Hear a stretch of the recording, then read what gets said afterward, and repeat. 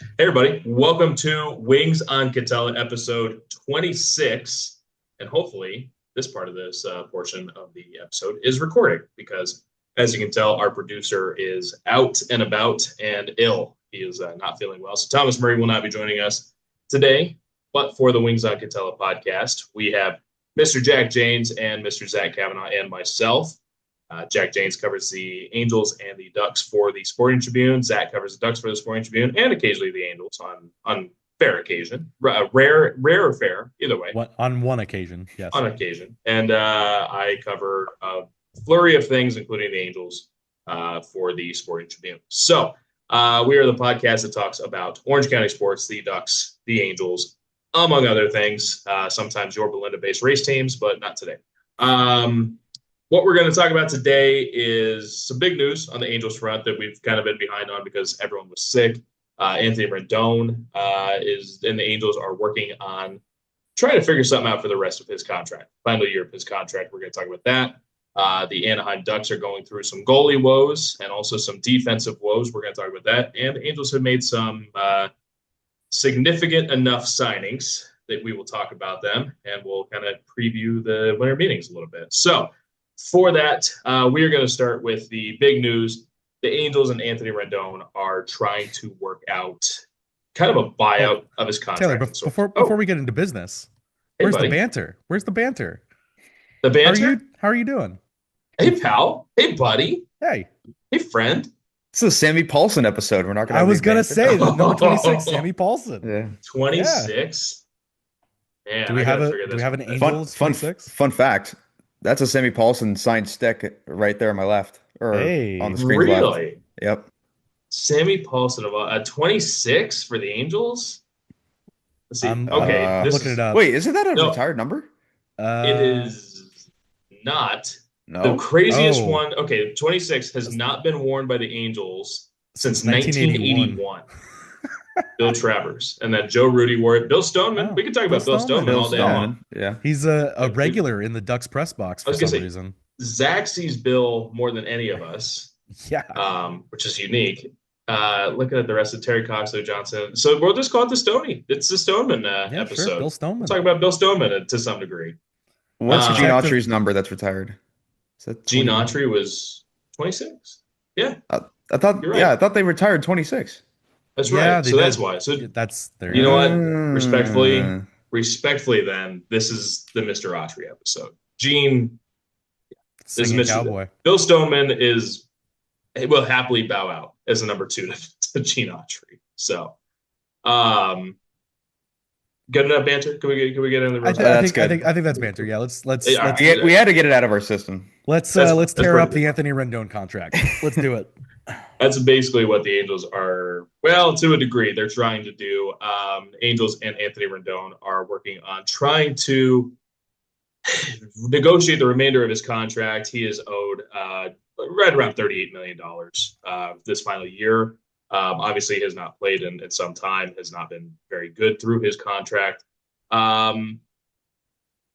There's a lot to this, and I think if you're listening in at this point, you're aware of what's going on. But for our own sake, Jack, can you kind of break down a little bit about what's going on between Anthony Rendon and the Angels right now, and I'll kind of share some stuff too.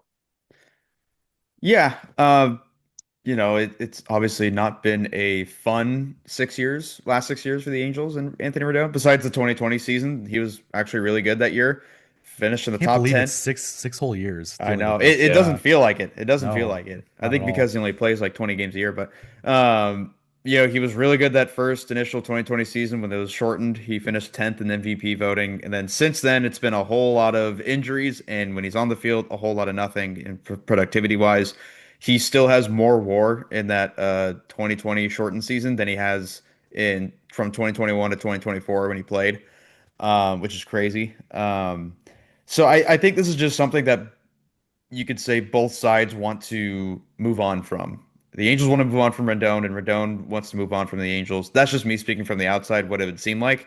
I don't have any inside information, but that just seems like it's time. Anthony Rendon's going to be 36 by the time next year rolls around. And he's obviously dealt with injury issues the last 5 years. So it's probably not going to be a good situation for a 36-year-old who's already had a long laundry list of injuries trying to go out and play baseball again. I'm sure his body's just done at this point. I'm sure he's mentally done at this point. I don't blame Rendon for wanting to retire and to step away. Now they got to work out that contract because it's $38 million. And I believe if he correct me if I'm wrong, Taylor, if he straight up retires, he forfeits the 38 Forfeits some money. Forfeits? Forfeits with some players association rights, but essentially he would lose the majority of the 38 million on the spot. So like I don't blame Rendon wanting to rework the deal to get his money because he signed the contract. He earned that contract prior to becoming an Angel. So I don't blame him for trying to get the last 38 million. Obviously the Angels would rather not pay 38 million, but hey, they got to work a business. This is a business, so that's kind of where we're at right now. You mentioned it. The business side of this, right, is that Anthony Rendon, he earned the 38 million at he earned this $245 million contract, no doubt about it. But he still owes the Angels $38 million worth of work. He owes them a lot more than that on merit, but Artie Moreno has a right to say no. I'm paying you $38 million to show up to work next year, and you need to show up. Now, I think Anthony's been cast as a villain throughout the last 6 years, maybe the last 5 years more. But I don't think Anthony's a bad guy. I think, the comments about him not prioritizing baseball, I think it's fine. I mean, obviously he's a baseball player and that's his career. He's not the only one to do it. No, he's not. And I think Kevin Pillar came out with some really strong comments about baseball. Baseball does this to you. Your career does this to you. I mean, there are definitely days like Zach, you watched a 7-0 defeat of the Ducks on, what was that, Tuesday, Wednesday night, whatever it was. Wednesday night. I can't imagine you were enjoying yourself that well that night. There are definitely worst times. Home loss in franchise history is not fun to sit through now. There are definitely times where when you're at work, whether you are blue collar, white collar, sports writer, baseball player, you're probably not going to enjoy your job. So I don't blame Anthony for that. He has been not victimized. What's the opposite of victimized? Painted as a villain. Villainized. He's been villainized. Yeah. But I think right now Anthony is actually doing the Angels a favor. To my understanding, and I could be wrong, but to my understanding, no matter what happens with the contract negotiations, the Angels' luxury tax number will be $38 million next year. But the actual pay, what Anthony can do is open up the actual payroll. So the on paper that goes to MLB that says, you're $40 from being over the luxury tax, right? That doesn't change no matter what. The $38 million is there. But the actual pay that's coming out of pocket from Artie Moreno can change. Now, that is a positive for building this team the rest of the way through the winter.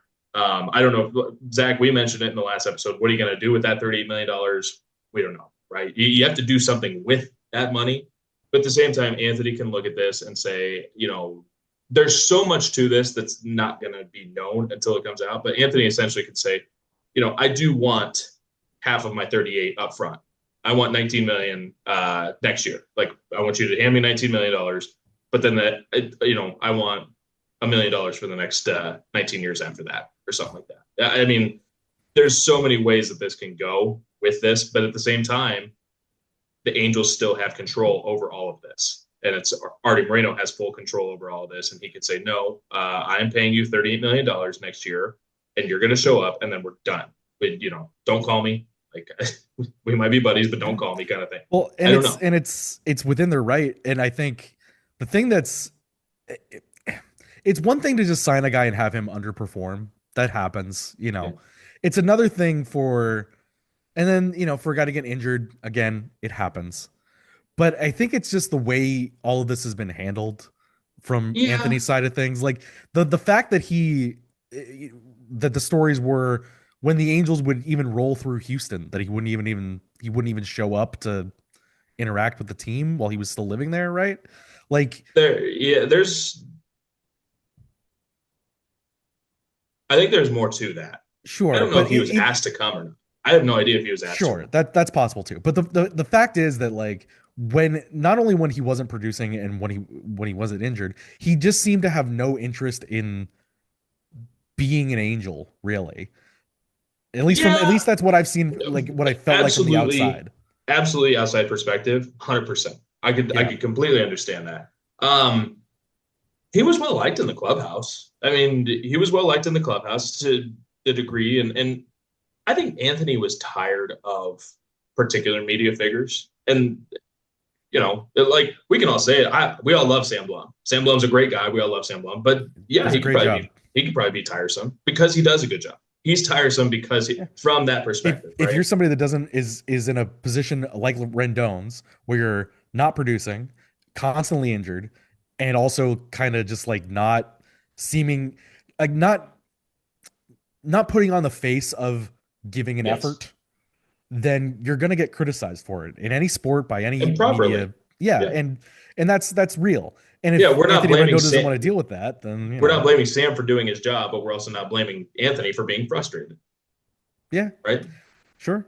But I think my point before was that just like he hasn't produced, he hasn't played, he's constantly injured. The Angels have every right to just say like, dude, we're done with you. We're tired of this and we're not giving you anything, and we're gonna. And the other issue there is I don't know if Anthony physically can play baseball. I have no idea.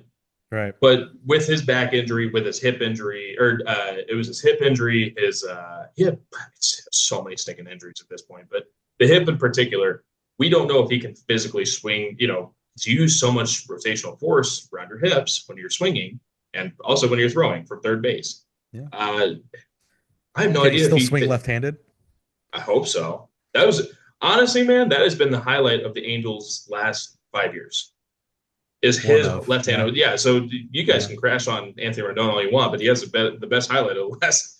His two biggest hits in an Angel uniform are both left-handed. The left-handed home run and the left-handed smack in the face to Jesse Winker in the same year.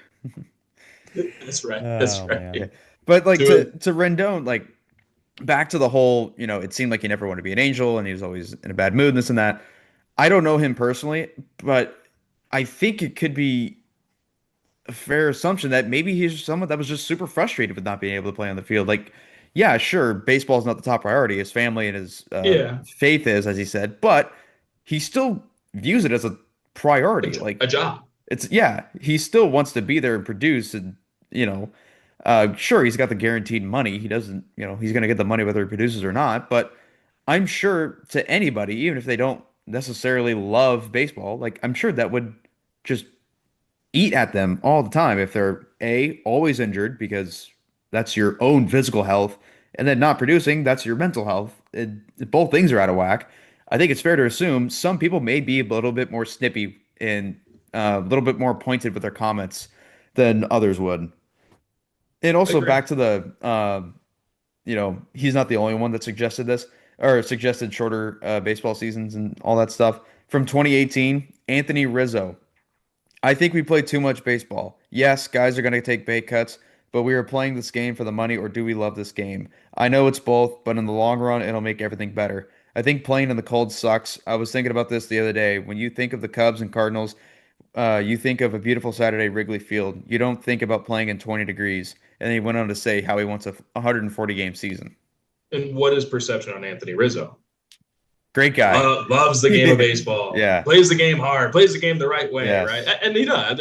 No disrespect to Anthony Rizzo, but no, I think we've all figured it out. It's just Anthony is done. He's done with baseball. His career is over. And job-wise, I mean, because keep in mind, he was coming off a World Series victory. And if you go look back at the World Series, he wasn't MVP of the World Series, was he? Strasburg was. That's right, Strasburg was. But I mean, he had an insane run through the playoffs. And if you go watch him during that playoff run for the Nationals, it was pretty exciting, man. He seemed to have fun. That's why he got signed. Yeah. Right? Like it at the time of the signing, it all made so much sense. Oh, and it was extremely exciting. And then it all just fell apart so quickly. There's another perception item, probably with the fan base in that case, is Garrett Cole was the guy. He was the target for that offseason, right? Garrett Cole. Mm-hmm. Angels would not match it. Everything came out. Angels would not match the finances of what Garrett Cole would cost. And I think hindsight being 2020, I think Garrett was going to the Yankees.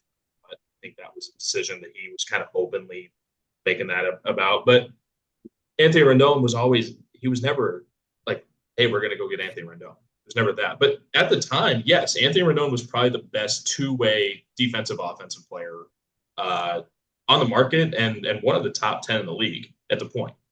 So, yeah, I think every reason to be frustrated, but at the same time, I think Anthony right now, for being what the villain was and all that for the last 5 years, I think he's trying to not be the villain for the Angels, open up some spending for them.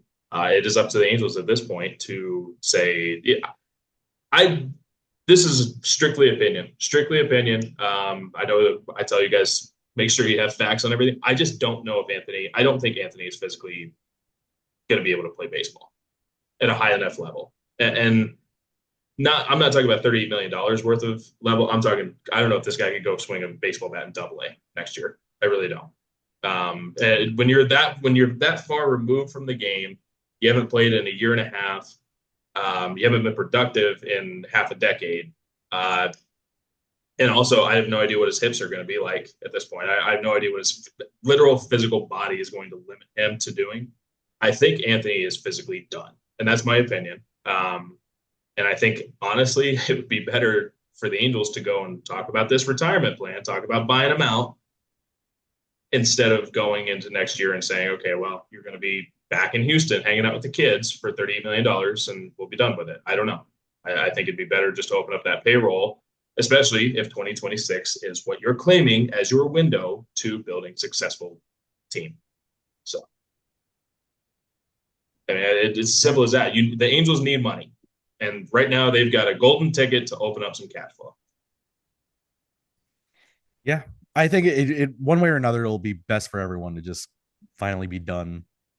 Anthony Rendon can go home and just vanish into baseball obscurity until he wants to be his skills coach or something. Go be a dad. And the Angels can just put this behind them and, in theory, try to move forward. But they've also kind of been trying to move forward for at least 3 years from that position now. So, Jack, anything left on Anthony here?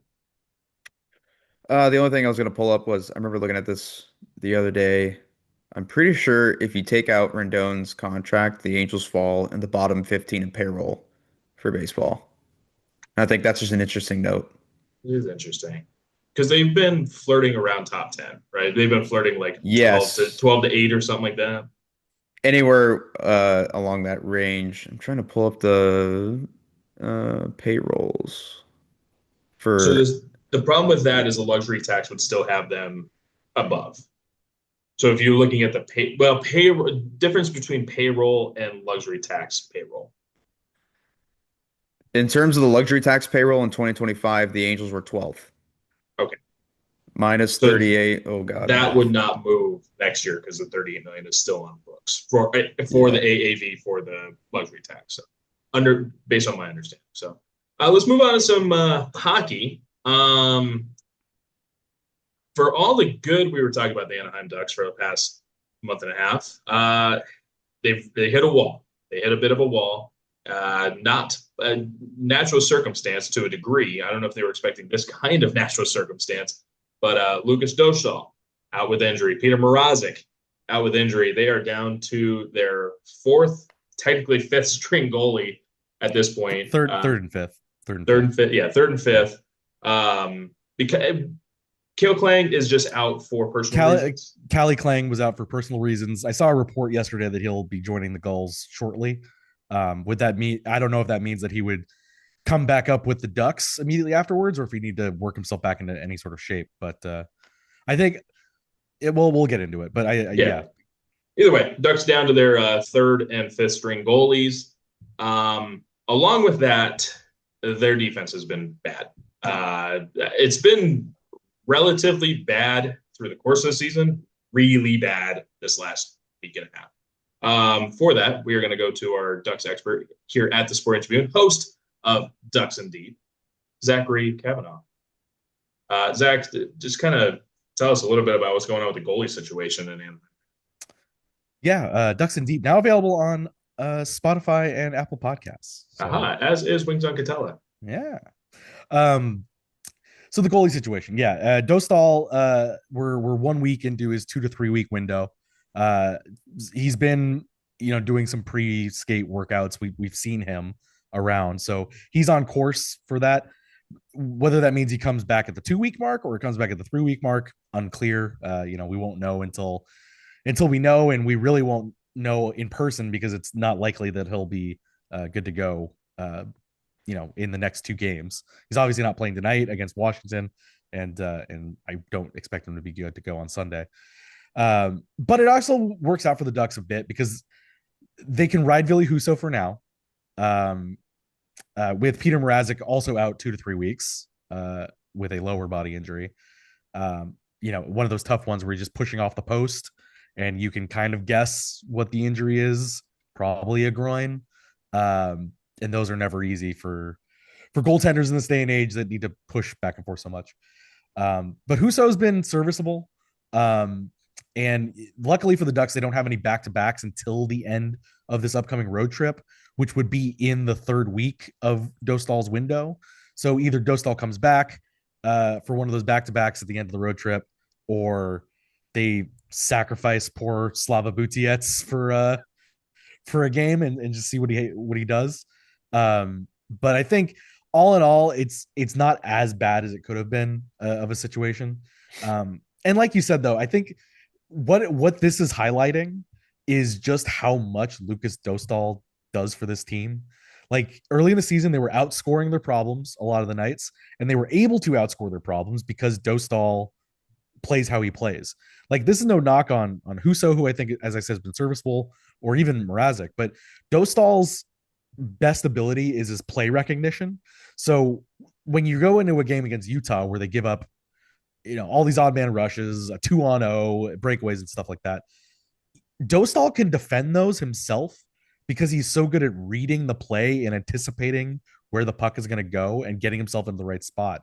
So that kind of covers up those holes where if you do leave defensive openings, he's able to jump across because he knew where the puck was going to go, because the defense funnels it a certain direction.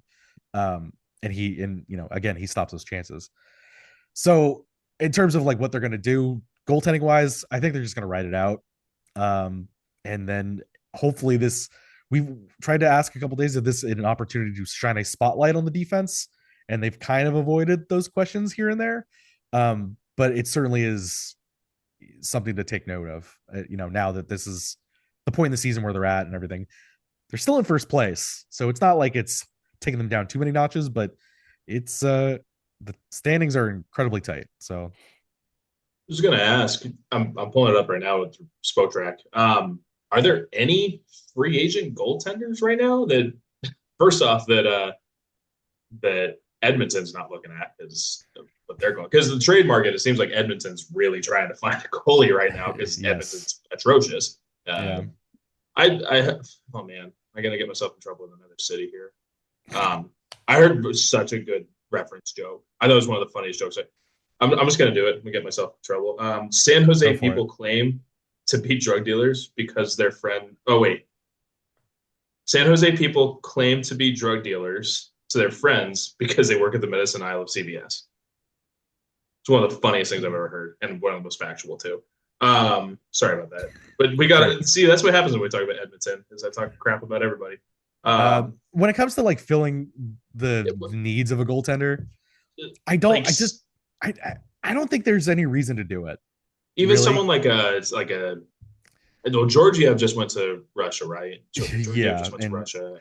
Right, but like, so you're gonna go get another also-ran goaltender to throw into your system just to have? I'm not even talking about that. I'm talking about an emergency backup for 2 weeks, like Louis Domingue, Rodriguez here, no, Jack but Campbell. Campbell was fine. This is the reason they signed Ville Husso in the first place, though. Is because they could get down to their third goaltender and be okay. So I think Colin D'Elia is from Rancho Cucamonga. I can't imagine he's hanging out anywhere other than Rancho right now. But I can't believe that he's not better than Ville Husso or Slava Butiets at this point. Okay, like there's why waste cap space? Why waste a roster contract slot? Why throw another guy into your AHL San Diego mix when you're trying to get reps for Callie I, Klang or Thomas I'd just Sukanek be and all these guys. I'd be Like, straight up and just say, look, here's a 2 week tryout with the NHL club. You're gonna be our backup for 2 weeks. Robin yeah. Leonard, Colin Delia. You and I were talking about it yesterday. You know who I would love to see get 2 weeks with the Anaheim Ducks is Peter Budaj, and he's been on the ice with the Ducks for the last 2 years. He has. I would love to see Peter Budaj get another. Just give him one more game, man. He suited up on the day that Dostal went down. Yeah. Not the first time he's done it either. E-bug, right? He's just e-bugging. Yeah. If you remember, I forget how many years ago it was, but Dwayne Rollison was goaltending coach, and he was the emergency backup one night. He suited up and sat on the bench because there was a goaltending injury, and they were on the road, so they didn't have anybody. Well, we've seen e-bugs in the league. Yeah, and every team has that's actual emergency backup. Right, that's a 10-minute at worst kind of situation. Yeah, though. Yeah. Like you're gonna tell your goalie, hey, sorry, your groin is toast, and you're gonna end your life right now, but we need you to play for 10 minutes because Peter Budaj is coming in. If not, yeah. Again, I think it's the schedule is helpful. Husso's gonna get run out there every night, and he's just got to take it because. No offense to Butiets, but it's just not that. That's why I'm saying he's too young. Yeah. Well, that's why I'm saying go get Colin Delia. Go get someone that gets it. I'm not saying that Butiets is going to be bad. If Husso got hurt, they would absolutely get somebody. They have to. They would. But because who is this? Sukanek is the next guy in line. Yeah. And is he with Tulsa right now? Or? No, Sukanek is up in. Oh, it was because of the San Diego stuff too. Yeah, but he hasn't played yet in San Diego because of a bunch of things. JF Berube's got to be somewhere out there, man. He's played for every team except for the Ducks. Yeah. Again, I think they're very confident in Dostal's timeline, and I think that they're very happy with what Ville Husso brings, and they're willing to just ride it out for the week and hope that Dostal comes back at the start of the next week.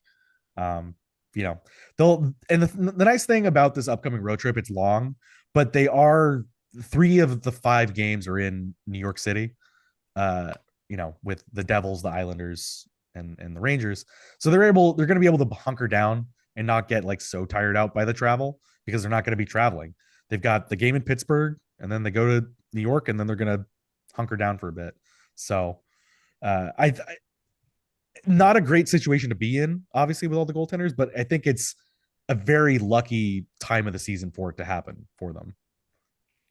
Fair. Jack, anything here that you're thinking on when it comes to my computer just froze. Hopefully I still have you guys. Anything with the Ducks goalie situation you're thinking on? Stuart Skinner available? No. He'd make a heck of a backup. Yeah. But on a serious note, as much as the goaltender woes is plaguing the Ducks right now, I think they could just get better defensively because you can't rely on Dostal bailing you out every single night and outscoring your problems. Can Dostal do that? Yes, but it's not going to happen every single night. And if this team wants to make a playoff run, they're going to have to tighten up defensively because they can't count on Lukas Dostal to win every single game for them. When you look at their defense, it's just, I can't pinpoint exactly what breaks down, but what I see a lot from the Ducks defense in their own zone is I feel like guys just kind of overcorrect in a way. I feel like there's too many times where I'm watching where it's okay, there's 4 guys on one side of the ice and only 1 guy on the other side, and it just creates a lot of open space, a lot of open passes and cross ice passes and all that, and high danger scoring chances, especially in front of the net. I felt like they're giving up a lot of scoring chances right in front of the net. So they just gotta, part of it is just a really young team learning how to defend well because they're all built on offensive talent. It's something that could get fixed over time, but it could also be addressed at the trade deadline if they want to go get a more defensive minded forward or something like that for the bottom 6 or something along those lines. Well, we've been talking about it for. Go ahead, Sam. The net front is something that we in the press box have all noticed, and we've tried to bring it up several times, and It's brutal. It is sort of just hand waved away, which is a little frustrating. Of like, yeah, we just need to be tighter on on our sticks and need to be better at boxing out, and it's sort of like, okay, but the problem the problem there is twofold. One, it looks like it's part of the defensive system. They don't want guys like tied up in front of the net so that they can get out and block shots, which sure, but the problem is when you don't block the shot and there's now a guy that's untied up in front of the net to just tip pucks and direct rebounds and cause havoc, then you're in trouble. You've seen there has been a bit of an adjustment over the last couple games, or at least in the St. Louis game. The Utah game is such a wash. Like there's really nothing to like take out of it, good, bad, or otherwise. It just sort of that was the worst. That's the worst I've seen them. Well, I mean, like you said, historically bad. It wasn't even that bad. Like when you look at the analytics and the game flow and just like watching the game, they weren't doing anything particularly terribly. The Utah was just scoring, and then you'd be like, okay, well, but the Ducks were playing like mid, and Utah was playing not bad, and they just were able to overrun the Ducks. It wasn't. It was just a weird bad game. Throw that away. But to the net front, they had started to make some adjustments in the St. Louis game. I do think that all these guys could just stand to be more engaged in front of the net, but it's something that they're clearly being told not to do. And it is a little frustrating because they seemingly were improving numbers wise defensively for a minute. They got themselves out of the cellar when it came to the expected goals, but it's still not as good as you want it to be. But they're also there. The defense still isn't jumping up enough in the play as much as you want. So I don't know. It's a weird balance they're trying to strike. Yeah, their expected goals numbers right now. Expected goals against per 60 is 3.15. That's second worst in the league behind Taylor Blake Ward's Vancouver Canucks. Yeah, they slid back. I think they had moved up to 28th in the league at some point, but they've slid back. So yeah. It's been a rough couple of weeks. Yeah. You want to talk crap? You want to talk about crap about the Canucks? They've got the defenseman the Ducks need. Okay, and they're probably willing to give him away. Quinn Hughes. Yeah, he'll be in New Jersey. Quinn Hughes. Well, I think Taylor, like I said, we had talked on the phone the other day. Were you going to bring up the tweet you saw, or do you want me to? I saw a tweet. About I don't know who it was. It was for as much skill as this Ducks defense has, they can't be this bad. Or how are they this bad when they have this much skill? Kind of. That was a weight. Well, and that's the thing I point out because like I did my podcast the other day, and I've gotten some questions in the mailbag that I did of, are the Ducks going to make a move to bolster the D? And I'm like, why would they do that? Like you look at you look up and down, they've gone through such pain to keep all these guys in the lineup, but then at the same time, like I get it because they're just strangely not as good defensively as they should be based on pedigree and talent, but they play okay. But think about, go ahead. Just think about the personnel they have on their roster. Olin Zellweger, offensive defenseman. Pavel Minchikov, offensive defenseman. Jackson Lacombe, offensive defenseman. And then, on the right side, he's not a young guy at all, but Jacob Trouba, when he's at his peak, he's more so an offensive defenseman that hits hard. He's not really a stay-at-home defenseman. No. Radko Gudas is more of the stay-at-home type, although he's really good at breaking out pucks when he's on his game. Drew Helleson, he's just kind of like a Swiss Army knife. He doesn't do anything great, but he doesn't do anything bad.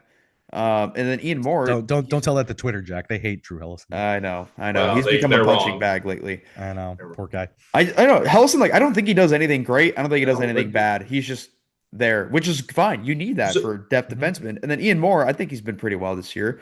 It's weird having him, playing left wing or right wing for half a game and then switch back to defense. So it's kind of hard to judge how he's been playing the last couple of weeks. But when he's on his game, he's responsible defensively. But like the overriding or the majority of the blue line is offensive defenseman builds. So like this is kind of what you get when you have that, especially when those guys that are supposed to be your play drivers are really young. So you're gonna make fun of me, Zach, because we talked about this at the front. Is like, hey, I've been talking to the other coaches because I've been to 2 friggin' games. I've covered 2 games. So this is just one of the notes I took away from the Vegas game. What did your new best friend Bruce Cassidy say? Yeah. No, Cassidy was talking because I asked Cassidy. I said, "Did you expect the Ducks to be this far improved this early?" And he kind of gave a multi-roundabout answer, as the way Bruce kind of does. But he was talking about how he's like number 2, number 51 are involved in every offensive play. And basically what the back end of his comment was basically, you got to rein those guys back in because they're defensemen. And you're playing them as upfront, not upfront defensemen, you're playing them as forwards.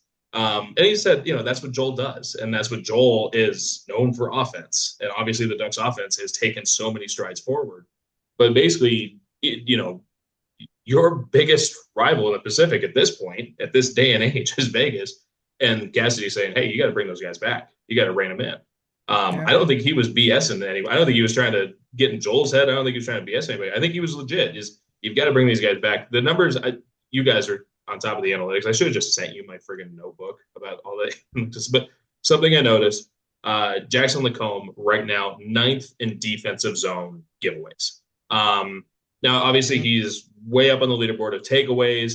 Giveaways, he's right around average-ish on the league. But defensive zone giveaways, he is 9th. Surprisingly tied with Zach Werenski, which very good defenseman. But some of that is ice time. Some of it's not. But you pay this guy top dollar, right? You pay him top dollar. You pay him for an extended period of time. Jackson Lacombe has been pretty, I want to say unnoticeable, but almost noticeably bad. It's eye test stuff, it's eye wash stuff, but the number, when you're top 10 in defensive zone giveaways, it doesn't matter what your ice time is. You got to improve that, and you got to be better defensively when you are paid as a D1, number 1D. Yeah, well, luckily for him, his extension doesn't kick until next year. So that's luckily for him, that extension turns into more like a second pairing defenseman after 3 years when the cap goes all the way up. Yeah. No, Jackson, his strength is his calm and his poise. But when that goes too far, it becomes lackadaisical, right? Where he's just chilling. He's got the puck. He's looking around, and then he'll just give it up. And you're like, Jackson, you got to move the puck, dude. And he's very even keel. Like I tried to ask, like, how have you felt about your individual defensive play lately? And he's just like, yeah, I think we're working well and we're working hard. It's like, okay, great. The giveaways and specifically these zone exits have just been way too casual, and that leads to those turnovers on the wall. It leads to the puck not getting over the blue line. It leads to being hemmed in your zone for too long. And they were doing that last year too, but last year they would get hemmed into the zone for far, far too long. And now they're at least, the defensive scheme allows them to eventually exit the zone in a timely fashion. They usually get out on the second try rather than the 4th or 5th try like it was last year. There needs to be some sort of urgency installed in these defense, because we mentioned that they're all sort of offensively minded guys. The problem is when they're not being aggressive and not just like going, then when they try to play it too slow, then they get caught. Like Jackson is at his best when he's skating in transition, when he's almost a 4th forward kind of cutting in. Pavel Mintyukov, same thing. Olin Zellweger is practically a forward at this point. But these guys have to be able to jump up into the play and play aggressive. And I think that's where when Jackson falters, it's when he's trying to be a little too calm and run too much at his own pace rather than, jump in with everybody else and push it. Also doesn't help that, again, with the way that the scheme is, the forwards kind of jump the zone quickly a lot. And so if he's not getting the puck up to them quickly and you're kind of waiting, if you turn the puck over, then you're stuck. And that's another thing. But, there's some fine margins with the way they play. It's just, you got to make sure you're on the right side of those margins. And I think a big difference on this is we're treating the Ducks like Pacific Division favorites. Yeah. We're not treating them the way that we've treated them the last half decade. We're not saying, hey, gun ho, go get 500, boys. It's like, no. You guys are at this stage. You have proven that you can go win the division, so go do it. And this is what you need to do to change it. It's not, hey, good job out there. It's okay. It's dramatically important. We're not hoping that we make the playoffs, but expecting it. Yeah, and I'm going to go back to the Cassidy thing. And Zach, you can make fun of me all you want because, like I said, I've covered 2 Ducks games. It's just that Cassidy's a friggin' man. I love that he was able to talk about what he talked about, and he was just saying, NHL insider Taylor Blake Ward. Yeah, that's what it is. PHWA, baby. Cassidy was just saying, he's like, it's still 82 games. Mm-hmm. It's like, yeah, it's a cop out, it's a cliche, it's all this, but yeah, you got to make it 82 on this. So maybe this is the dud period, right? Maybe this is where you dud, but you got to pick back up. You got to pick back. And we're going to treat the Ducks from now on like Pacific Division favorites. Obviously Vegas is still the favorite, and they have their own goalie issues they got to worry about, but they're sorting through it, right? They've got their own defensive issues. So there's no one in the Pacific that is going to be stringing away. I mean, even this morning, we were talking about it before we jumped on. The Kings already have different coaching rumors, and they're strictly rumors, but different coaching rumors, right? Edmonton's awful. We already talked about that. San Jose is actually, I want to get you guys' opinion on this. Actually, I was talking to a friend of mine. San Jose has nothing to lose, right? If San Jose finished last in the NHL, you blink an eye at it? Not really. No. They are scary, man. I would not want to play San Jose for a team that has absolutely nothing. Yeah, they're coming back down to earth a little bit in the last couple of weeks as well, because for the volatility of the young players that the Ducks have, it's even more so if you're San Jose. So they have so many more structural issues too that just sort of. No, I just they're just a team I would not want to play. Yeah. When you have nothing to lose, certainly offensively dangerous. Yeah. Yeah. Calgary's got a lot to lose. Calgary's bad. I picked Calgary to be my surprise team, and they've been horrible. They've been horrible. Calgary's just bad. Yeah. Well, and I picked Vancouver to be a playoff team, and that is stupid bias, I suppose. I wasn't trying to be biased. I wasn't biased at the time. I picked Vancouver too. I looked very stupid. So I picked Vancouver too. I'll live with that. No, the Ducks have the reason the Ducks are in first place, like for all the good that they've done. The reason that nobody else has overtaken them is because everybody else has way more problems that they're dealing with at this point. Like Vegas, on paper, Vegas should be in first, and Edmonton should be in that. They have a higher points percentage than the Ducks now. Okay. Now Vegas, yeah. But no one looks good in the Pacific right now. It's entertaining. The Ducks look good. That's about. I mean, other than this last week and a half, they look good. So, yeah, like we said, it's these are the learning moments of the season. Like you prove that you're like good enough to be considered for playoff contention and all that, and now you're gonna hit these bumps in the road. And it's as I've said plenty of times elsewhere, and as the players and coaches have too, it is all about how you respond. Like particularly this week, like you have Wednesday's game. What do you do the next one? And these are the ups and downs that a young team has to learn how to be a successful franchise, how to be a consistent winner. And that doesn't come overnight, despite all the early success. That is not going to happen immediately. There is a process to this, and this is part of that process still for as fun as it's been. I think Jack has used the Rocky cliche, it's how many times can you get punched and get back up or whatever it is. What's the Rocky cliche that you use? It wasn't just from Rocky. It's just from something my coaches always talked about. It's like, you're going to get punched in the face. What do you do about it? Yeah. And I've used the cliche, you got to win the games that you're not going to win, and you can't lose the games that you're going to. You got to win some of the games you're going to lose, and you got to win the games that you got to win. And so we've gone through our cliches, our cop-outs. Ducks, at this point, you're out of cop-outs, you're out of cliches. You got to play playoff brand hockey. So anything else on the Ducks, guys? You guys stole my analytical notes, so I don't know what to do. I'm drawing a blank here. I can tell you all about Bruce Cassidy, everything he's got. I mean, like you said, my new best friend.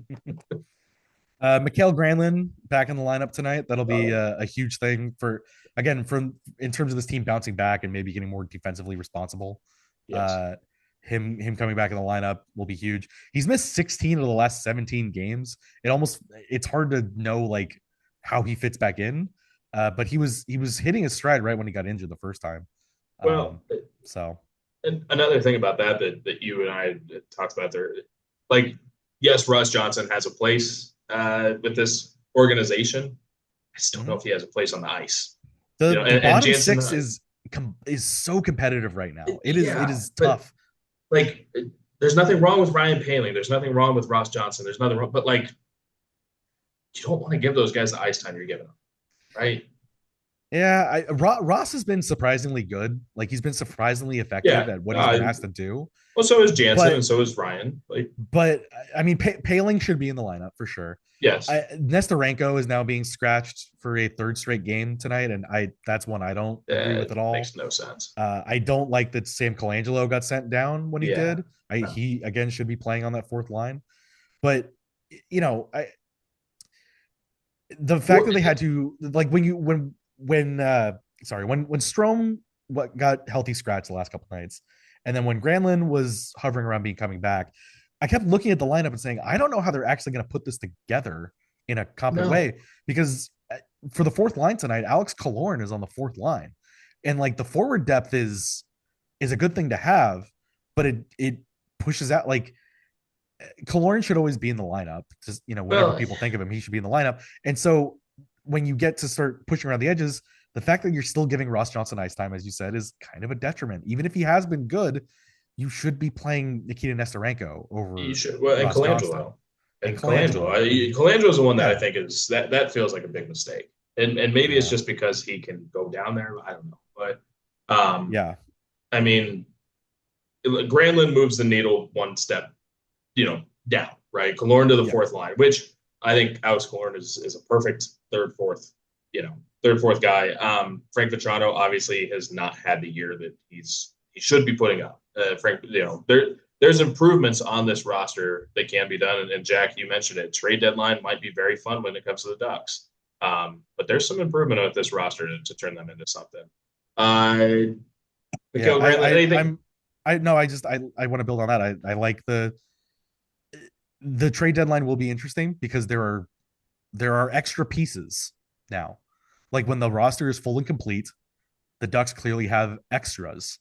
And what do you do with that to either bolster your lineup, open up a spot, do whatever? Because this is also, for as much as we're excited about, hey, trying to make a playoff run this year, this is still a long-term project too. So what spaces do you need to clear out or open up for the guys that are in San Diego that deserve to have their spots here either this year or definitely next year, whether it's Colangelo or Tristan Luneau or whomever? Like, there's movement to be had when this team gets looking into the long term. We keep talking about the early stages of the season too. We're getting into past the third mark of the season, right? We're over a third of the way into the season at this point. Realistically, I mean, there's only 5 teams under 500 on the points percentage right now. I would say those are the only 5 teams that you could pencil out of a playoff spot at this stage. It's St. Louis, Nashville, Vancouver, Calgary, and then Buffalo in the East. And in all honesty, I don't even know if I'd pencil out Buffalo. So it's like there's a lot of teams that are still at least flirting with a playoff spot to a degree, that I would, I'd buy now. I'd start pulling away from those. I'd start buying from the sellers real fast because the sellers are not going to come. Yeah, I don't know if anybody's going to do anything until after the Olympics, honestly. Oh, come on, man. You don't believe that Kiefer Sherwood is going to bring back a Ducks first rounder? Come on, man. So. The reunion. Yeah. Michael Bublé put that out. If you guys get a chance, go look at Michael Bublé's opinion on Canucks. On the Canucks, on Frank Saravalli, on a lot of things. Yes. Yeah. On that. It's beautiful. Michael Bublé is a beautiful man. Good man. Good Canadian. Jack, anything left on the Ducks that you got? I don't think so. I think we've hit everything. Okay. Let's carry on then. Anime night tonight. Ooh. Get excited. Okay, so one last hockey thing here, right? Okay. Before we get to weekend plans, I'm going to go to the Ontario Reign game tomorrow. I've always preached that minor league sports are like family affordable. They're great, all these things. $40 for top bowl. A ticket. Oof. 40 a pop, dude. Ontario Reign used to be like 350 for season tickets. And that was AHL included, not ECHL days. Like, what the hell? Like, what Ontario Reign, what are you doing, man? But I gotta go get my Taylor Ward fix either way. So let's talk Los Angeles Angels. They made a couple of signings, one of some notoriety. We'll just go through the ones that don't really make a whole lot of notoriety. They did make some minor league deals, brought back Sandy Gaston, hard-throwing right-handed reliever, hard-throwing with good stuff, and that's about it. He can't throw strikes, but might see some depth chart stuff in the near future. Gustavo Campero. Everyone's pretty much familiar with Gustavo Campero at this point. They brought him back on a minor league deal after non-tendering him. And Huascar Ynoa, former Braves. He pitched in the playoffs with the Braves, I guess is what I wouldn't say I'm a playoff hero, but pitched in the playoffs with the Braves. Gave the Braves a really good 2021 season, 22 season. I can't remember which one, but hasn't really been much of anything other than that. So those are the minor league signings. So those are the minor league signings that have occurred. The big one, obviously, Alek Manoah. Alek Manoah to a $1.95 million contract. Does that sound right, Jack? 1.95. Yeah, 1.195. Or 1 year, $1.95 million contract. 2.5 times the league minimum. Alek Manoah, obviously a former All-Star. Saw his control just evaporate overnight. Went from All-Star to can't throw strikes. To lack of performance and some, behind the scenes stuff that went public that was not good. And then obviously kind of had short success in 2024 before going down with Tommy John surgery. We were not able to talk to Perry yet. That will happen at winter meetings. So we'll find out a little bit about his health, a little bit about his contract. Talking to someone in the organization, they said, yes, the money is 1.95 because we were talking about the pitching market. We were talking about last episode where top of the market is going to cost you $24 million, which Dylan Cease at $30 million is insane, and Cody Ponce at $10 million a year for 3 years is insane. But he said basically equate the 1.95 million to what is essentially a minor league contract. So that was kind of an interesting note. Jack, your thoughts on Alek Manoah? And if you care about the minor league signings, go ahead and throw it on in there. Yeah, I'm just going to talk about Alek Manoah just because it's the headliner in quotation marks. It just kind of feels like a very Angels signing. Take a flyer on a guy who was once really good and then has kind of taken steps back over the last few years. Obviously, coming back from Tommy John surgery in 2024, he pitched, was it 9 starts this past year in the minors in rehab. 7 of them in AAA Buffalo, where he had a 2.97 ERA. But seven starts, so it's a small sample size. And I couldn't find any pitch tracking data from those 7 starts, which was interesting. But when you look at his Fangraphs page, every single year in the big leagues, his stuff plus went down with every single pitch. So that's not a great sign. Hopefully that the Tommy John clears some of that stuff up and helps him regain some of his pitchability. But I'm not expecting much from Alek Manoah. I don't think he's gonna, all of a sudden regain his 2022 self where he was a Cy Young finalist. Like you said, it's more or less a minor league deal just because of the money and the nature of the starting pitching market. So I'm not going into this with high expectations. I'm not expecting a bounce back from Alek Manoah. If he can, I don't know, chip in, a few starts at the big league club and be serviceable, I guess that's a win for the Angels. But just for me, I think I would expect him to spend the majority of the season down in maybe AAA or just down in the minor leagues in general. I don't think he's really going to contribute much. So I don't really have any flaming takes from this signing. Fair enough. What are you looking for on the data for? I just want to see the velo.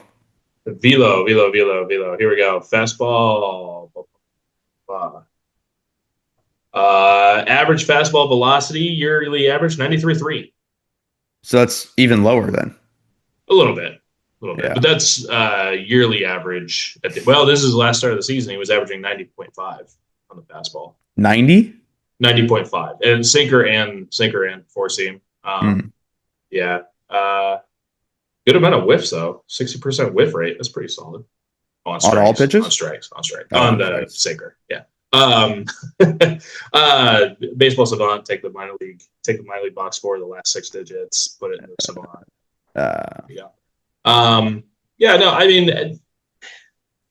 Reclamation project is probably the term that everyone's going to use. But realistically, I think if Alek Manoah is starting a game for you this year, I mean, I'm probably going to go with the cliche is either Alek Manoah has proven that he's very good again, or you're in trouble. I don't think there's a middle ground there. If Alek Manoah is starting multiple games for the Angels, there's an issue. Or you guys are hellbound going to the playoffs, man, because Alek Manoah is the saving grace at under $2 million. I think Alek is an interesting. It's a good depth arm. I mean, they brought in Dakota Hudson last year, right? And Connor Brogdon was a depth move last year that just got a big league deal. I think this is the start of that. I don't think it's a notably significant move of the needle in any direction. I don't think it made the Angels worse. I think it improved a little bit of their depth.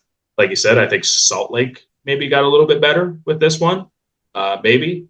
One thing I do want to note, Alek Manoah, Alek's brother, Alek Manoah Jr., did pitch in the Angels organization. He was traded. He was involved in the Fernando Salas trade. He was a 1-for-1 for Fernando Salas back in 2018 or 19 or something like that. And he pitched in the Angels org for a while. His last pitch in the Angels org was actually a fastball to someone's face. He was suspended for it. Pitch after that in professional baseball. Which is ironic because Alek Manoah famously hit Taylor Ward in the face and ended his, was it 23 season? Yeah. It was the only one he was under 150 games or whatever it was. A good family. I mean, I got to know Eric over time. I've met Alek once, talking about Eric and good family. Obviously some off-field things that have, like let's just bring him to light, is when Alek was optioned to AAA, he decided not to show up, right? He said, no, I don't want to do that. And there was some attitude stuff that was going on when it came to Alek at that time. Everything I've heard since then, between what John Schneider has said, what teammates have said, seems like a good dude. Seems like it was just a weird time in his life where sometimes when a professional athlete faces failure for the first time, they don't respond well. That's why you'd like to see guys kind of fail at points in their career before they get to the pinnacles of their career. So, Zach, any thoughts on the Alek Manoah signing? Anything that you can think of that I could pull up the whiteboard? We could pull up the whiteboard animation and start playing with it. I mean, like Jack said, it's kind of like a typical Angel move of recent. Of you take a flyer and low risk, potentially high reward if things work out, but like it's not a needle mover, No. You can't take a flyer when you're looking for an answer, right? Yeah. And that's how this felt, is like failing the test. Is you took a flyer. That's how you fail the test, and this feels like it. So we talked about how are they going to use the money that they're getting from freeing up Rendon and whatever, or the Taylor Ward trade. It's just like this isn't the move. Like, and I don't want to like go off on it because it's just sort of it's a move. It is not a needle mover move. It's a move to do something, but it's not. So not what if, answer, like you said, what if the cost of a 7th or 8th starter in your rotation costs you $2 million? Like what if we're getting that? What if we're not looking into the market enough? Right? We mentioned all in the last show, $24 million for whatever. Right? Dylan Cease got 30. What if it cost you $2 million to bring in a guy to fill in AAA? Because that's the thing. The biggest thing with all this, and I think this is the point that we're making, if Alek Manoah is part of the Angels rotation, if he is penciled in even as part of the Angels rotation, it's a problem. It's a substantial problem. And the winner has already gone haywire. I don't think that's the case. Yeah. I don't think that's the case. I think they're still going to go look for pitching. And we'll touch on that in 5 minutes here because we're going to spread a fire.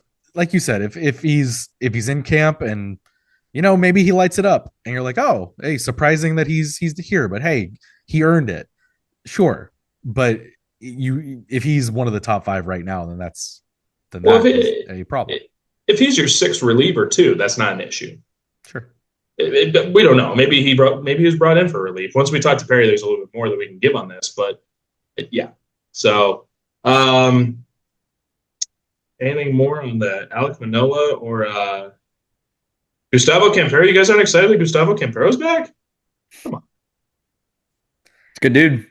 Team Columbia, WBC, baby. Sure. Good people. Sure. Thanks, man. I mean, again, anything that's been part of this last decade of Angels baseball, if any of that is bringing it back for the good feelings, like that's just does not appeal to me as a consumer. It should. Winter meetings coming up next week. Just quick hit this stuff. Obviously, winter meetings is usually where things happen. Juan Soto signed last year during the winter meetings. Shohei Ohtani signed during the winter meetings. These things happen, right? I don't know if I expect the Angels to be one of the things that happens. If you're looking for rumors, we got one. So I'll just hit on it. You guys both got the. Did I call you, Zach, asking for agency information? No. Okay, so Jack, you're aware of this. I called a few people looking for an agent because I got a rumor sitting in my lap. I'm just going to spew it out there. Seems like the Angels have interest in Mike Soroka. It would be another reclamation project. It would be a short-term deal. Still trying to confirm it through the club and an agency. Have not. So take it for what it is. I'm spitting out rumors. That's what the podcast is for, right? We're a rumor mill. But no, Angels seem to have interest in Mike Soroka, which makes a lot of sense. Soroka was with the Braves, had a lot of success with the Braves when Perry was there. So take that for what it's worth. You really sold me with short-term reclamation project. Go look at his numbers, dude. Go look at his numbers. It's purely reclamation. It's strikingly similar to Alek Manoah. Well, and that's what I mean. Let's just go full transparency on this. Jack, I called you asking if you had a connection with ISE because that's who Mike Soroka's with, et cetera, right? I got the information from a different agency. That's why I did not confirm this story. But that agency that called me had a player very similar to Mike Soroka, guy that probably needs some reclamation. He's young. He's one of the younger guys on the market. Et cetera, et cetera. He's had past success, high level success, et cetera. So I don't know if I'm getting crowdsourced. I don't know what. And that's, full transparency. I don't know if I'm getting crowdsourced, but it was enough. It's a reliable enough agent to at least say, what, the Angels seem to have interest in Mike Soroka. If either that or we're getting crowdsourced and BS'd, which is fine, whatever. But I don't think that's the case. So I don't know if Mike Soroka is going to sign with the Angels, but it seems like there's at least interest on a short-term deal. So. Fair. Take you guys behind the curtain. How exciting was that? What a thrilling life! What a thrilling life we live here at the Sporting Tribune and Wings on Katella. Other items. Let's see. MLB draft lottery is coming up. The Angels cannot pick any higher than 12th this year for multiple reasons on that front. So 12th is what it's going to be. Sorry, another thumbs up and yay. So we've got the MLB draft lottery. The highest the Angels can pick is 12th. And they can fall to 15th at a maximum. I do not expect that by any means because that would mean someone from pick with the 5 lowest odds of the lottery would move into the top 3, which has happened. But I don't think all 3 can happen. So what 4-year college pitcher are they going to select at 12 overall? Right now, off the top of my head, yeah. What's Santa going Barbara right back to the Gauchos, baby. Go get Jackson Flora.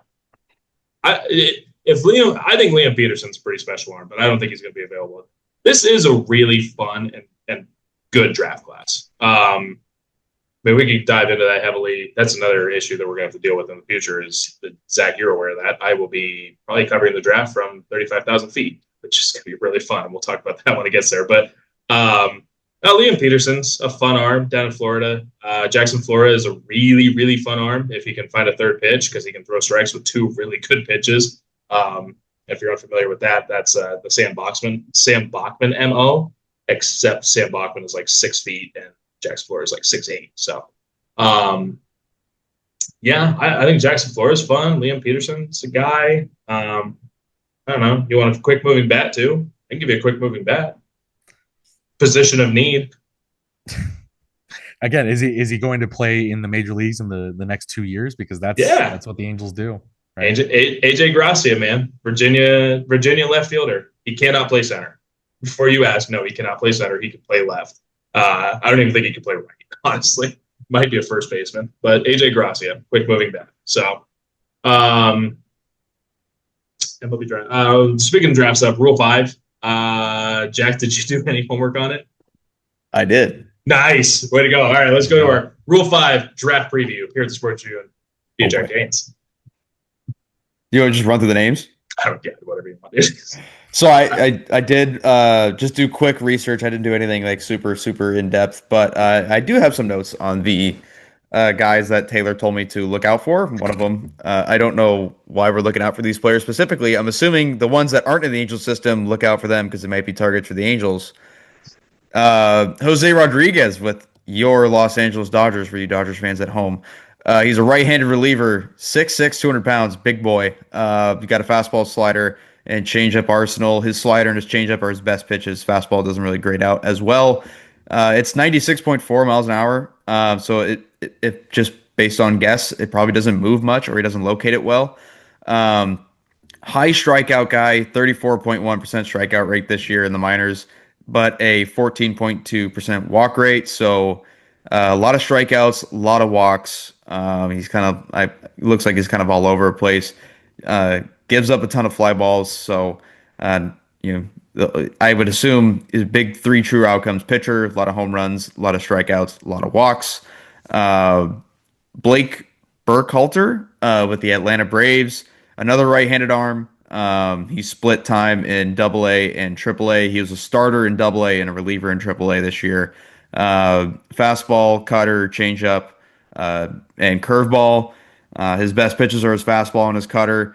Not a lot of action. He gets a 20.1 K percentage, 10.3 walk rate, 93.9 velo. Not a ton sticking out there. And then from the Angels side, I'm assuming you put down the Angels players because they're targets from other teams that could be picked up. Yeah, I could talk about it if you want.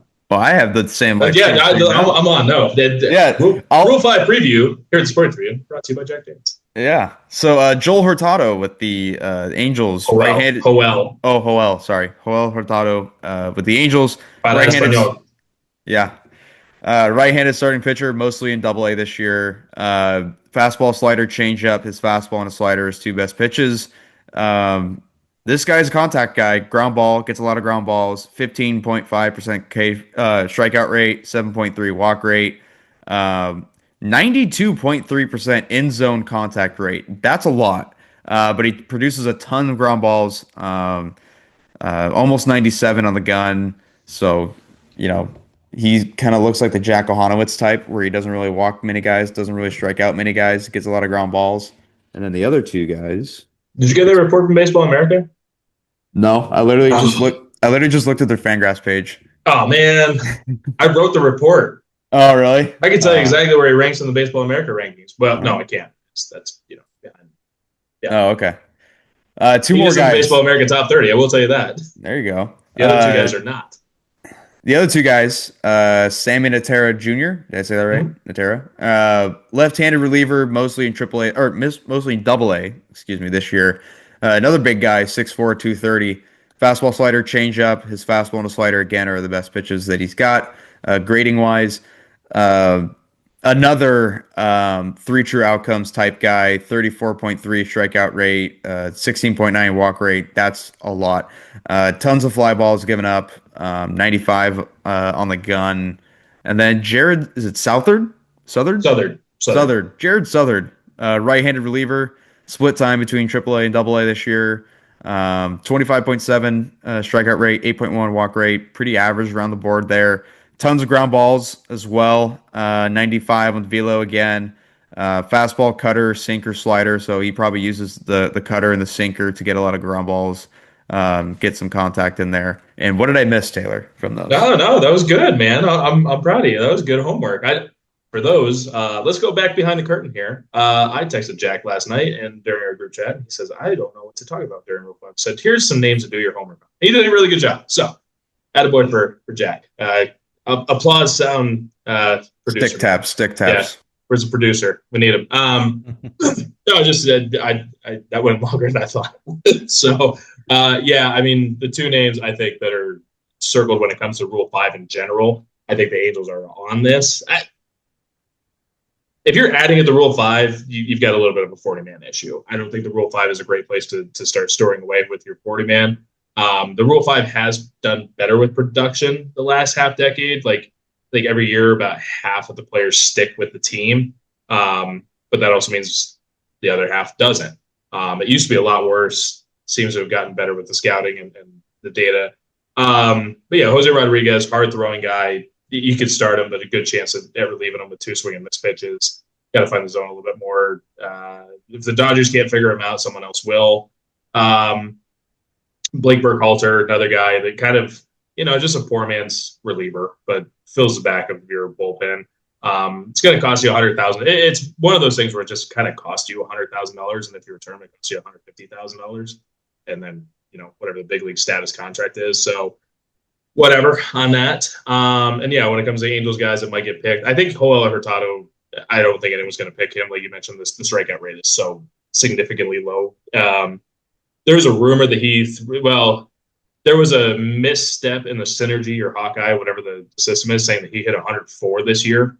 No, he peaked at 99, so he never hit 104. Simon Atera, lefty fastball specialist. He throws his fat. He's basically was it Urquidy that threw 90? No, who's the lefty that threw 90 or 80-90% fastballs for the Angels the last few years? Oh, Jose Quintana. No, not Quintana. Quijada. Jose Quijada. He's basically a 6'4", 6'5" athletic version of Quijada. It's a good fastball, but it's okay slider. Doesn't know where it's going, kind of thing. So he can beat you with it. He can beat you, but you can beat him, kind of thing. But he's a prototypical Rule 5 pick. A lot of teams have talked about him at least. And then Jared Southard, as you mentioned, sinker, slider, cutter guy. Pretty high-end slider to miss bats, but the sinker is going to be the ground out key. Good arm from Texas. The Angels actually drafted him twice. They drafted him out of high school, and they drafted him in college too. So very interesting little thing on him. And yeah, I mean, Southern and Natera are the guys that I think have a shot at getting picked in the Rule 5, but realistically, they're also both guys that could be back in the Angels organization come May. So kind of Garrett McDaniels type of item. Zach, Rule 5 fever, you got it? Need more Rule 5 cowbell. Oh, were you guys talking the last 10 minutes? No. There is no Rule 5 version of it's called waiver. No, on the hockey market. Yeah, I don't. The Rule 5 thing, I've just never understood what it is. Very simplistically, it's so that teams don't hoard players. It's if you signed out of once you were 19 or older, you've got 4 years in the minors, starting from the time you start playing.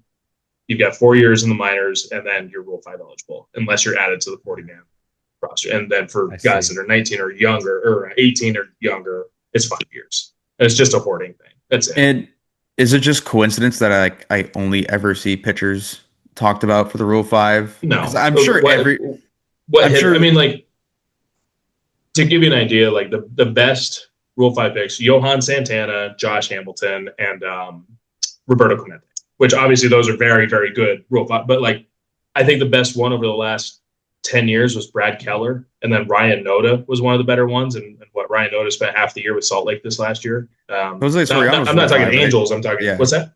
Jose Soriano was Rule 5. Jose Soriano was Rule 5, but he got returned because so he went through Tommy John. They threw him. he had a second time he had 3 years of arm complications. Yeah. But yeah, I mean, like Rule 5 doesn't really produce.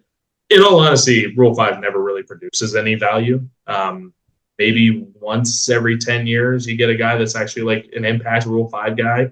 But that's like not per team. That's and I feel like I always see pitchers getting selected in Rule 5 just because I feel like it's easy to fill a bullpen. Yeah, that, and it's also easier to look at a guy and be like, we can make this adjustment with this guy and see what we can do with him. Right. Well, and it's also you're paying him league minimum because he hasn't been in the big leagues for the most part. Well, that's another like the one thing that was weird was, and I'll bring it back to Gustavo Campero. Like there was a guy that told me, is like, hey, do you know if like Gustavo Campero is bringing back Rule 5 interest? Because it's anyone that's not on your 40 man that has the eligibility.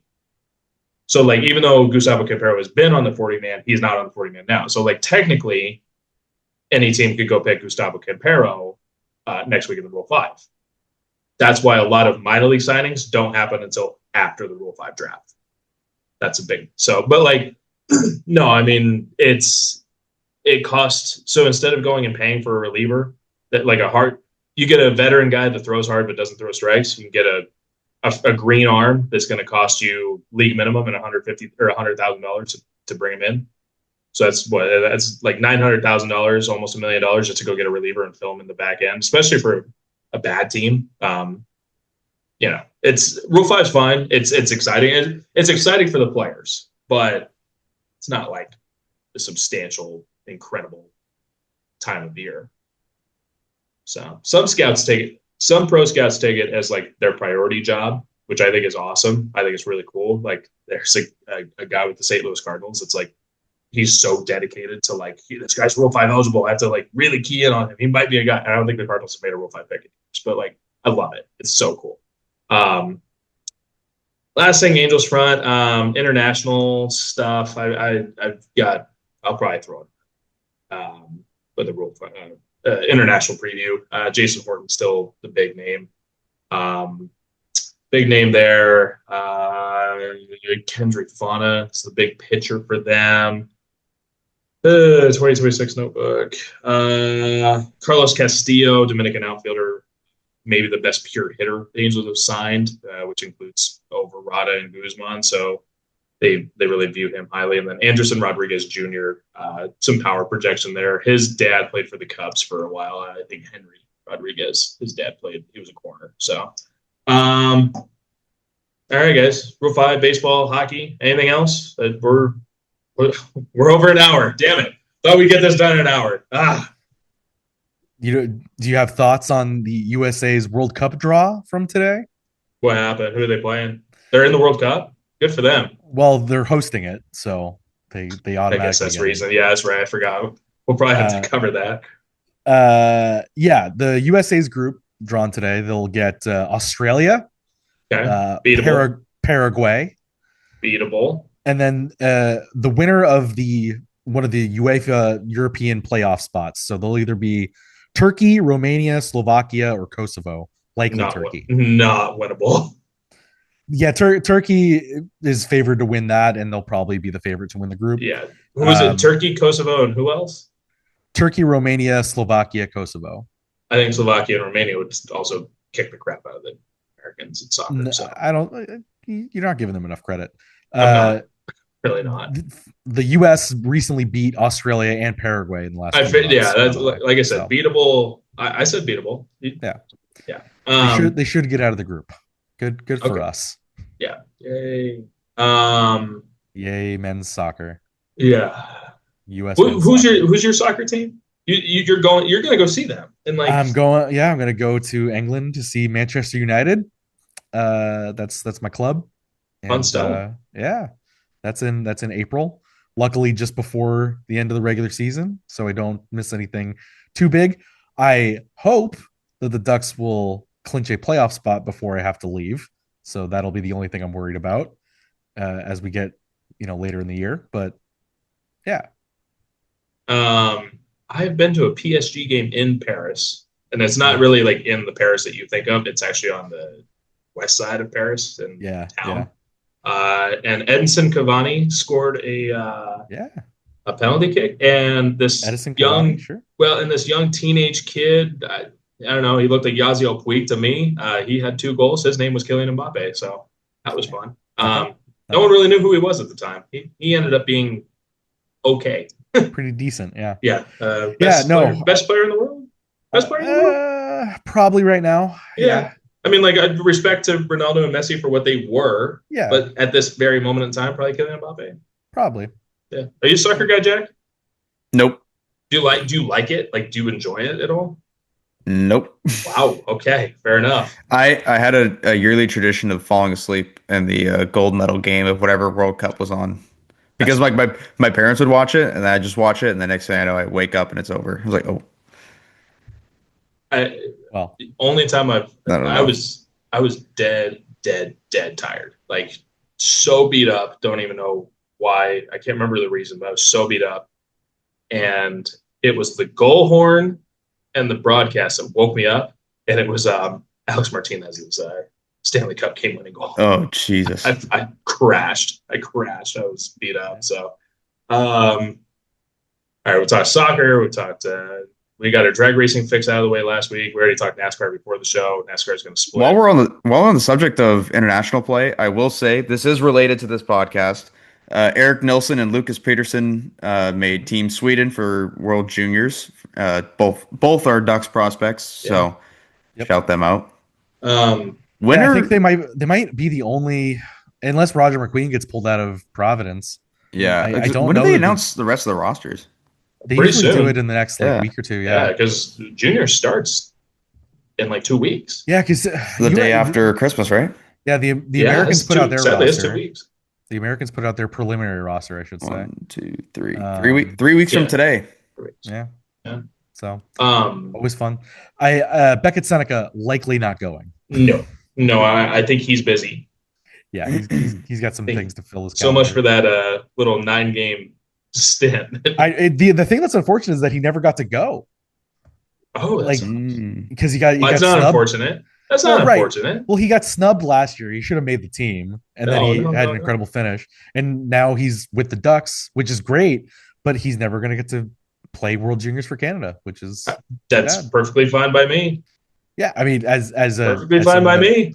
As someone that covers and watches the Ducks, yeah, it's awesome. As a Swedish Irish American, I'm very happy that Beckett Seneca was not on Team Canada.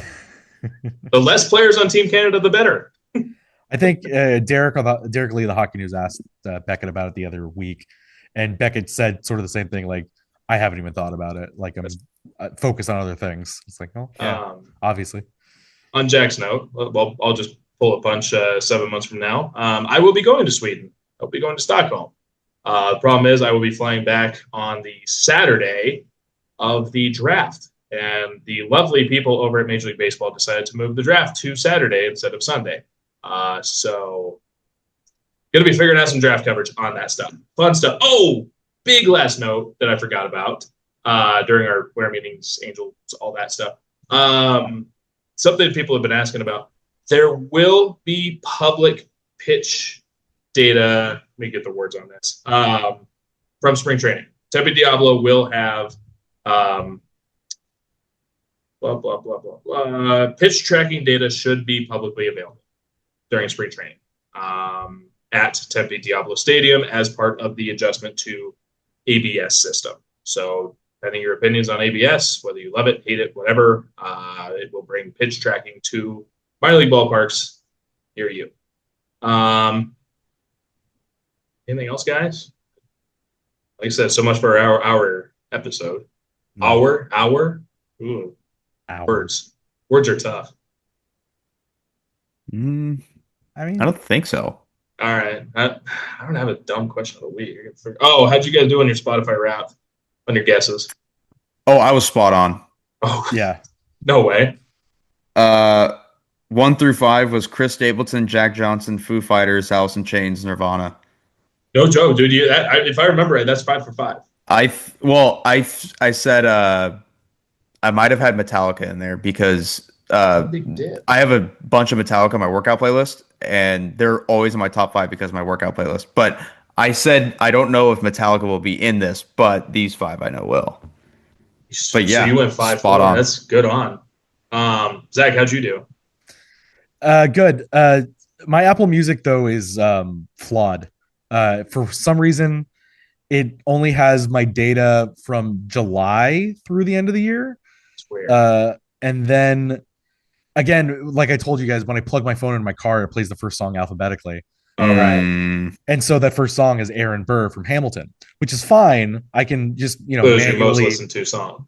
Right. I can manually like take that out of my brain. The problem is like that screws up my top artists. Yeah. Because what it does is it doesn't just say Hamilton cast.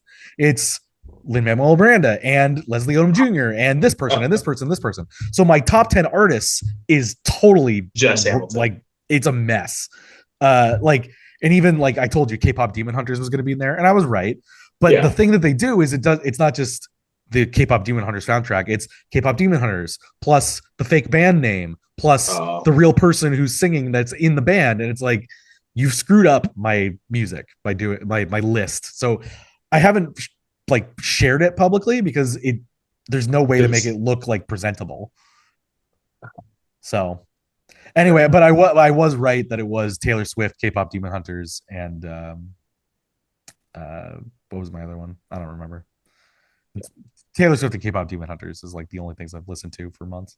Gotcha. Mine. But like, the other thing it does, my Apple Music. So because I have all these downloaded songs that you've just accumulated in your library over the years, it doesn't count those. So like all the time that I listen to Blink-182, which is a lot, doesn't get charted by Apple Music because it's using the files that are on my phone and not the streaming service. Yeah. Which is what did you get, Taylor? I went 2 for 5. I don't think they tracked my like July after. I really don't, because my number one was like blatantly obvious, and he wasn't even in my top 5. So Zach Bryan apparently was my most listened to, which I thought he'd sneak into the top 5, but not my most listened to. And then Charles Segado. I've seen people complain that they think that Spotify is like rigging the numbers of their. I think so. I mean, like I don't mind Zach Bryan, but like when you think like because that's like Morgan Wallen was the most streamed artist this year, and it's like I don't hate Morgan Wallen, but like I just like it said that one of my favorites, my most listened to songs was a Morgan Wallen song. I'm like, no, I promise you it was not. Like, I would choose not to listen to that song. So I screwed up my own top songs because I would like I have a habit in the gym of like, all right, I need to like really lock in on this set, so I'll like find a song to lock in on that set. So like all my top like 10 songs are just songs I would play in the gym that would get me going. Yeah. So it's a lot of like Rage Against the Machine, Alice in Chains, Nirvana, Stone Temple Pilots. It did have one of the baby songs that I play my nephew all the time. Oh, nice. Yeah, it was one of my songs, and then I had a Bad Bunny song, which I mean I like Bad Bunny, but it was just one of the Bad Bunny. Yeah. Malo Canojito. I don't know. I mean, I like Bad Bunny, but I don't think I listened to him that much. So it's interesting to see that on there. Honestly, I listen to more podcasts than I do music, like proportionally. You mean like Wings on Katella that you can find here on the Sporting Tribune Network and anywhere you find podcasts? Yeah, just like that. Yeah. All right, let's wrap it up. We can. Zach, how'd you like Zootopia 2? It was good. Yeah, I think if you like the first movie, you'll like the second one. It's I feel like it hits a lot of the same beats, which is, They seemed a little more confident in this one. Yeah, it was good. Yeah, it was good. I like it was funny. It was heartwarming. It's all the stuff that you want from it. I love the snake. It feels like replacement level Zootopia. I love the snake. I really do. And I don't know the guy's name. I don't know the guy. What's his name? Ke Huy Quan. Love him. Short round. So dope. Jack, have you seen Zootopia? Have you seen Zootopia, the original? Yes, but that was how many years ago? And I don't really remember much. Well, they had the same issue with The Incredibles. Like The Incredibles took 15 years to make a sequel, and it kind of dudded because it wasn't very good. It was okay. It was alright. But like that's what they took their time with Zootopia. And it's like, oh boy, this is gonna be rough. And it's like, no, it was fine. It hit. So, Jack James, what are you doing this weekend? It's a great question. What am I doing this weekend? I'm home, so no more No more Arizona outings for me. So I think Saturday we're helping my grandma get her Christmas tree and then decorating it that day. I think today I'm going over and helping my dad put up the lights and stuff. So just Christmas decorations. Zach, what do you got? Our Friendsgiving had to get postponed from November, so we're doing that on Saturday. I'm in charge of our drink. We're doing a different format this year. We normally do like pairs, like do a bunch of dishes, but this year we split into 2 teams, so it's more like the girl who's organizing it based it on a specific like Food Network type show. I don't know what it is, but I'm making a carajillo, if you know what that is. It's like I'd call it like a Spanish espresso martini sort of situation. With tequila? Yeah, so it's I hope it's cold brew with liquor 43, and then you can put tequila on top of it. Yeah, 43, huh? That's by the way, liquor 43. Shout out to Thomas Murray. The 6-7 nonsense. Him and I both have a response to it now, so we're saving that for the next show. That sounds fun. Yeah. Can I come? Yeah. If you want, you can be one of the judges. Oh. Yeah. We have a resplendent spread of things. What is our app? Our appetizer, we're doing like a cranberry honey glazed wings, chicken wings, and then we're doing a pancetta hash hand pie situation, and then a flank steak pinwheel roulade, and then a coffee cake sort of thing. Jack, you and I are not going to go help Grandma. We're going to eat, dude. We're going to judge. Oh, and that's just our team. I don't know what the other side's doing. We don't share that stuff ahead of time. They're not listening. But so you're releasing confidential information. Yeah. I'll tell Thomas to hold off on release for this one. So. I mean, as long as it's tomorrow. I mean, everybody's already bought the stuff. Yeah. If I wasn't covering the game tonight, I'd be at my friend's house doing prep work where everyone's like chopping all the vegetables the day beforehand. Good boy. Yeah, it's an all day fest tomorrow. So well, sadly, I will be going to a hockey game, getting my Taylor Ward fix on. Gonna go see the Ontario Reign play the Calgary Wranglers. Yeah, doing it for fun, date night. So that'd be fun. Then we got a friend coming up. So I mean, where you sit for fun is the same place that we sit for press. So it's not. That's fine. I'm okay with that. I like sitting. I enjoy sitting on top. Yeah, I like upper. Actually, no, we are sitting lower bowl. We're sitting lower bowl, but I like sitting upper. I've always liked Ontario's not a bad barn. Oh, it's good. It's a good spot. Yeah. Gets loud on a weekend. It's Star Wars night, so it'll be loud. It'll be so. December the 5th be with you. Are you the one that's like Zach? I know you're Star Wars like obsessive. You're Star Wars obsessive. Jack, Star Wars. Do you like it? I've never really given it a shot. All right, fair enough. I'm middling with it. It's enjoyable. I don't. So. Tech so boring. A League of Their Own is on Netflix, by the way. Go watch it. It's the best sports movie. Might be the best movie ever. On that note, let's throw that there. I'm Taylor Blake Ward for the Sporting Tribune. You can find Jack and Zach on the Sporting Tribune as well. Ducks, Angels coverage. Let's get out of here. For our producer, Thomas Murray said that he's sick. Hopefully we'll have him back next episode. Get better, Thomas. And we love you, and that's it. Let's get out of here. Goodbye, everybody. Goodbye. Have a good day, weekend, et cetera, et cetera, et cetera. Where the hell is the stop record?